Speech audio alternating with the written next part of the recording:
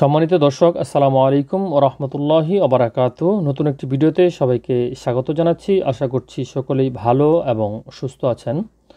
তো বন্ধুরা, আমরা সহজেই দেখতে পাই যে কেউ যদি আপনার পেটের সমস্যা হয় তাহলে আপনারা মেট্রো, অ্যামোডিস বা ফ্লাজিল এই ধরনের ওষুধগুলো খেয়ে থাকেন। এই ওষুধটির কার্যকারিতা কী সেটা হয়তোবা আপনারা সঠিকভাবে জানেন না।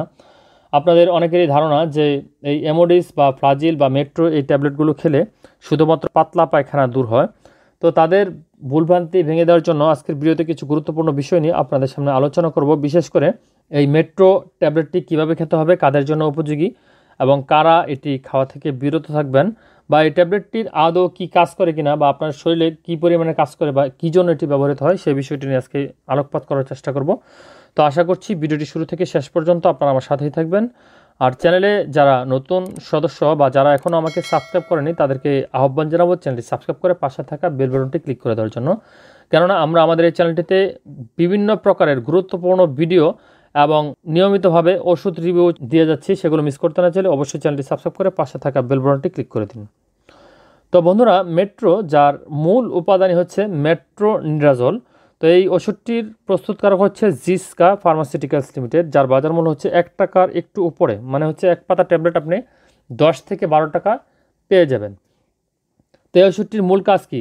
তো আমরা সহজেই বুঝতে পারি যে কারো পেট খারাপ করেছে বা পাতলা পায়খানা হচ্ছে, তো সহজেই সবাই বলে দেয় যে মেট্রো খাও, মেট্রো খেলেই এই ওষুধ থেকে তুমি মুক্তি পাবে। তো আসলে মেট্রো কি শুধু পাতলা পায়খানার জন্য ব্যবহৃত হয় নাকি অন্যান্য রোগের ক্ষেত্রে ব্যবহৃত হয়, সেটাই আজকে আমরা জানবো। তো বন্ধুরা, এই মেট্রোর কিন্তু বহুবিধ গুণাবলী রয়েছে। যেমন এটি নারীর মধ্যে সংক্রমণ, মানে হচ্ছে আমাদের পেটের যে নারী ভুঁড়ি আছে সেই নারী ভুঁড়িতে যদি সংক্রমণ হয় সেই সংক্রমণের ক্ষেত্রে কিন্তু এটি ব্যবহৃত হয়।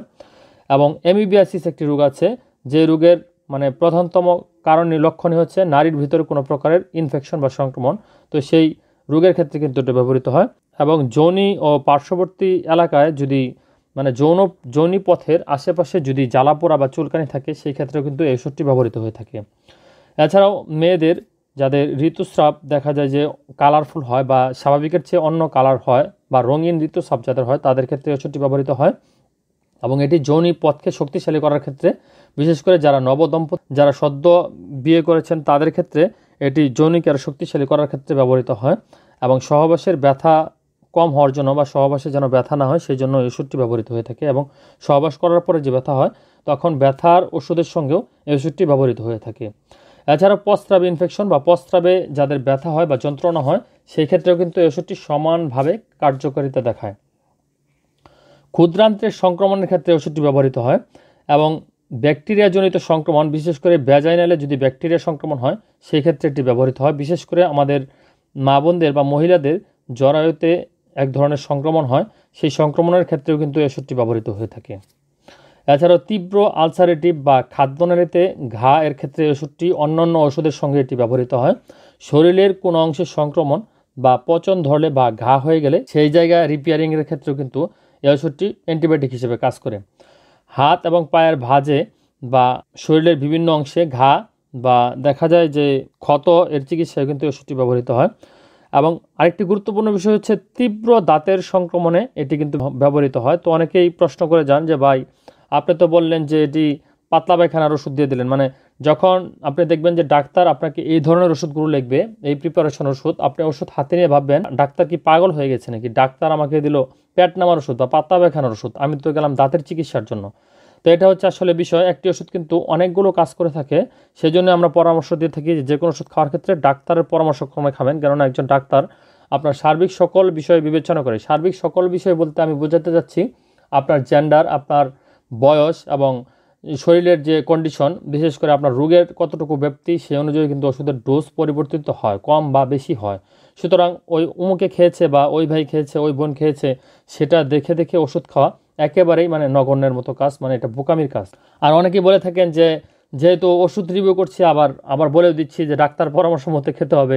জি ভাই, এই যে এই প্রশ্নের উত্তর হয়তো আপনি ভিডিওটি দেখলে পাবেন যে একই ওষুধ বিভিন্ন প্রকারের কাজ করে থাকে, আমরা শুধু সেই ওষুধটি সম্পর্কে আপনাদের সঙ্গে পরিচয় করিয়ে দিই।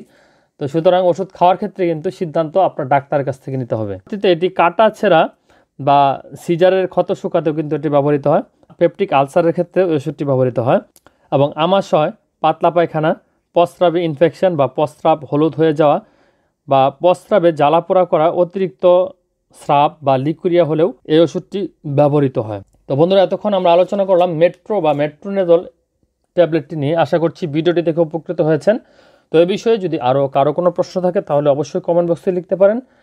আর যারা এই ওষুধটি খাচ্ছেন তারা তাদের প্রতিক্রিয়া জানাতে পারেন, যে তাহলে দর্শকগণ উপকৃত হবেন। তো বন্ধুরা, এতক্ষণ ভিডিও দেখার জন্য ধন্যবাদ। তো ভিডিওটি দেখে যদি সামান্যতম উপকৃত হয়ে থাকে তাহলে অবশ্যই একটি লাইক দিবেন। আর চ্যানেলে যারা নতুন সদস্য তারা অবশ্যই চ্যানেলটি সাবস্ক্রাইব করে পাশে থাকা বেল বাটনটি ক্লিক করে দিবেন। আর এই ভিডিওটি যদি আপনার কাছে মানসম্পন্ন মনে না হয়, তারপর আপনাকে আহ্বান জানাবো আমাদের চ্যানেলটি ঘুরে আসার জন্য। সেখানে অসংখ্য ভিডিও আমরা রেখেছি, যার কোনো না কোনো ভিডিও আপনার উপকারে আসবে বলে আমি বিশ্বাস করি। তো ভালো থাকবেন, সুস্থ থাকবেন, ভালো কিছুর সঙ্গেই থাকবেন। আল্লাহ হাফেজ।